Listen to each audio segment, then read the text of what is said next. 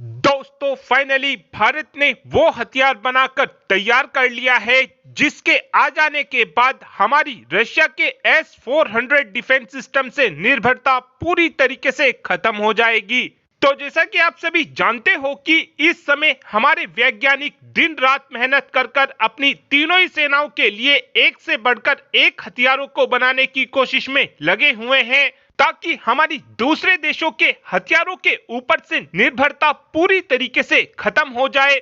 और हम पहले ही देख चुके हैं कि जब से रशिया और यूक्रेन युद्ध शुरू हुआ है जभी से ही रशिया हमको हथियारों की सप्लाई नहीं कर पा रहा है। इसीलिए इस समय भारत को बहुत सी दिक्कतों का सामना करना पड़ रहा है और इन्हीं दिक्कतों को खत्म करने के लिए इस समय भारत की तरफ से ज्यादातर हथियारों को अपने देश के अंदर ही बनाने की कोशिश की जा रही है। अब से 2 दिन पहले ही रशिया की तरफ से भारत को एक बड़ा झटका दिया गया था, क्योंकि रशिया की तरफ से भारत को बोला गया था कि हम अगस्त 2026 से पहले भारत को 2 बची हुई S-400 डिफेंस सिस्टम की रेजिमेंट की डिलीवरी नहीं कर पाएंगे। और इस समय S-400 डिफेंस सिस्टम भारत के लिए सबसे ज्यादा महत्वपूर्ण हथियार था, क्योंकि चाइना लगातार बॉर्डर पर टेंशन को बढ़ाने की कोशिश में लगा रहता है और 3 रेजिमेंट S-400 डिफेंस सिस्टम की हमारे लिए इस समय इनफ नहीं है।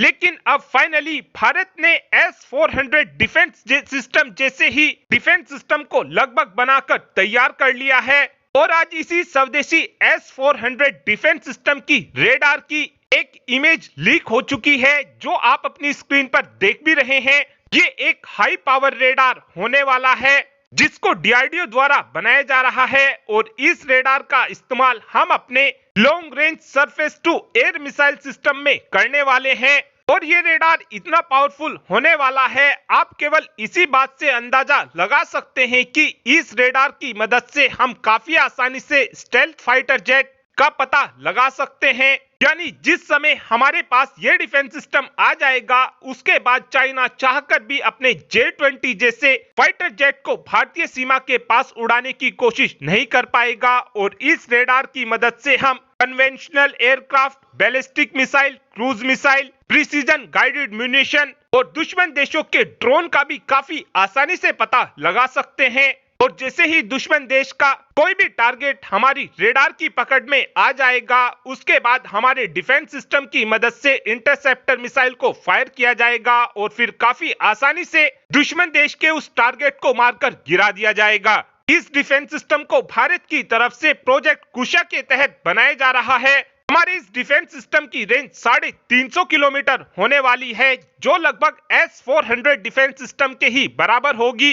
यानी अब हमको ज्यादा समय तक रशिया के S-400 डिफेंस सिस्टम के ऊपर निर्भर नहीं रहना पड़ेगा। और ये स्वदेशी S-400 डिफेंस सिस्टम हमारी सेनाओं के पास 2028 के अंत में या फिर 2029 की शुरुआत तक आ जाएगा। और इस डिफेंस सिस्टम के आ जाने के बाद फिर हमको S-400 डिफेंस सिस्टम के ऊपर निर्भर नहीं रहना पड़ेगा।